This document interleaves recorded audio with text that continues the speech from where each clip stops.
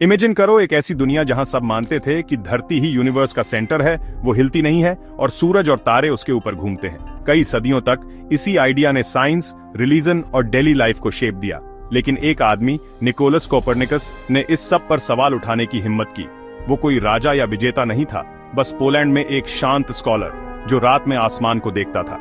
Copernicus ने कुछ radical propose किया कि धरती सेंटर नहीं थी, बल्कि सिर्फ एक और प्लैनेट था जो सूरज के ऑन ऑर्बिट में घूमता था। इस आइडिया ने पुराने वर्ल्ड व्यू को तोड़ दिया और इंसानी सोच में एक रेवोल्यूशन ला दिया। कोपरनिकस ने धरती को हिला दिया, फोर्स से नहीं बल्कि एक सिंगल करेजियस आइडिया से। ये कहानी है कि कैसे एक सवाल ने यूनिवर्स में हमारी जगह बदल दी। 1473 में पोलैंड के टोरून में पैदा हुए कोपरनिकस को उनके अंकल ने पाला, जो एक बिशप थे, और उन्होंने ये पक्का किया कि उन्हें एक एक्सेप्शनल एजुकेशन मिले। उन्होंने यूनिवर्सिटी ऑफ क्रैको में पढ़ाई की, जहां एस्ट्रोनॉमी में उनकी दिलचस्पी शुरू हुई। इटली में उन्होंने लॉ और मेडिसिन की पढ़ाई की, लेकिन उनका असली पैशन तारे थे। कोपरनिकस ने पुराने टेक्स्ट पढ़े और अपनी ऑब्जर्वेशन की, कॉस्मॉस के एक्सेप्टेड मॉडल्स पर सवाल उठाए। भूले हुए ग्रीक थिंकर्स से इंस्पायर होकर उन्होंने रियलाइज किया कि पुराने आइडियाज को चैलेंज करना पॉसिबल था। पोलैंड लौटकर वो एक कैनन बन गए, जिससे उन्हें हेवन स्टडी करने के लिए टाइम और अकेलापन मिला।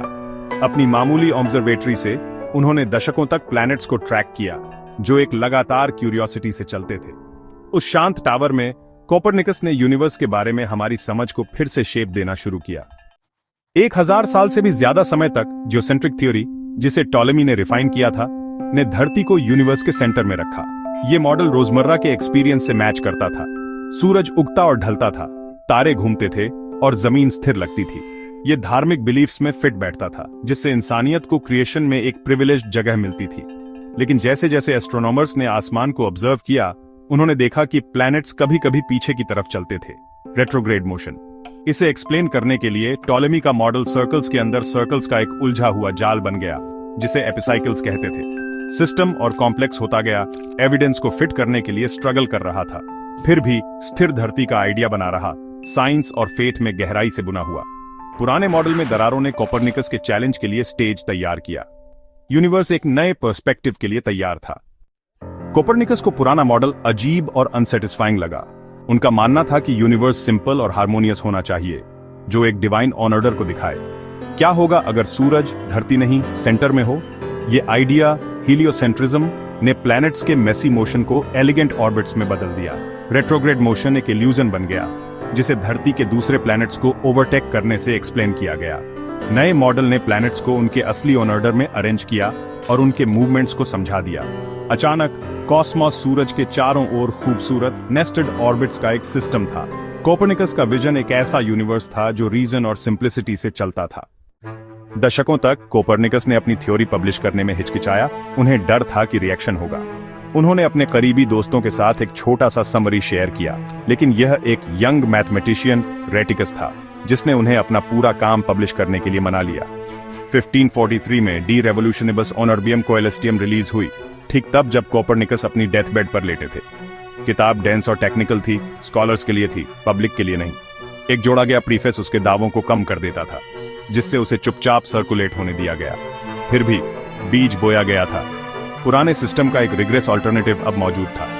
दुनिया के पास कॉस्मॉस के लिए एक नया ब्लूप्रिंट था। क्रांति शुरू हो चुकी थी। कोपरनिकस की थ्योरी ने सिर्फ साइंटिस्ट्स को ही नहीं परेशान किया, इसने सोसाइटी और फेथ की फाउंडेशन हिला दी। ये आइडिया कि धरती सेंटर नहीं थी, इंसानियत के लिए एक डिमोशन जैसा लगा। कैथोलिक चर्च पहले उदासीन, जैसे जैसे थ्योरी फैली, अलार्मड हो गया। बाइबल के पैसेजेस एक हिलती हुई धरती के कंट्राडिक्टरी लगते थे, और चर्च ने इसे अपनी अथॉरिटी के लिए खतरा देखा। कॉन्फ्लिक्ट गैलीलियो के साथ पीक पर पहुंचा, जिनकी टेलीस्कोपिक डिस्कवरीज ने कोपरनिकस को सपोर्ट किया और उन्हें इंक्विजिशन के सामने ले आया। चर्च ने कोपरनिकस की किताब पर बैन लगा दिया और साइंस और डोगमा के बीच स्ट्रगल तेज हो गया। कोपरनिकस की शांत क्रांति सच्चाई के लिए एक लड़ाई बन गई थी। कोपरनिकस के आइडिया ने एक धीमी क्रांति को जन्म दिया, जिसे केपलर, गैलीलियो और न्यूटन ने आगे बढ़ाया। केपलर ने दिखाया कि प्लैनेट सर्कल्स में नहीं बल्कि एलिप्सेस में घूमते हैं, जिससे मॉडल रिफाइन हुआ। गैलीलियो के टेलीस्कोप ने जुपिटर के ऑर्बिट में चांद और वीनस के फेजेस दिखाए।